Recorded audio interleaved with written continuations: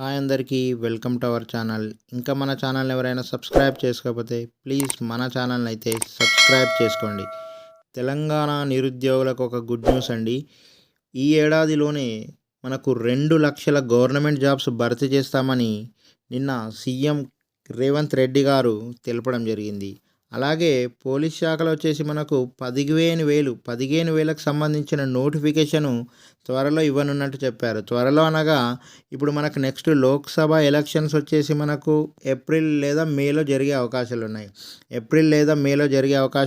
కాబట్టి election code వచ్చేసి మనకు ఫిబ్రవరి ఎండింగ్ లేదా మార్చ్ ఫస్ట్ వీక్లో వచ్చే అవకాశాలున్నాయి. సో ఈ ఎలక్షన్ కోడ్ వచ్చే లోపే మనకి జాబ్స్‌కు సంబంధించిన నోటిఫికేషన్ విడుదలయ్యే అవకాశం ఉంది. సో మనకు ఈ 15,000 పోలీస్ జాబ్స్‌కి సంబంధించిన నోటిఫికేషన్ మనకు ఈ ఫిబ్రవరి ఎండింగ్ వరకు వచ్చే అవకాశాలున్నాయి. ఫిబ్రవరిలోనే ఈ నెలలోనే మనకు ఎండ్ వరకు వచ్చే అవకాశాలున్నాయి. కావున ఇప్పటి నుంచే ప్రిపరేషన్ అయితే చేయండి. 15,000కు సంబంధించిన నోటిఫికేషన్స్ అయితే ఇచ్చే అవకాశాలున్నాయి. అలాగే మిగతా 2,00,000 అంటే 2,00,000కు సంబంధించిన నోటిఫికేషన్స్ అంటే ఇంతకుముందే వాళ్ళు కాంగ్రెస్ గవర్నమెంట్లో వాళ్ళు కొన్ని క్యాలెండర్ ఇస్తామని చెప్పడం జరిగింది.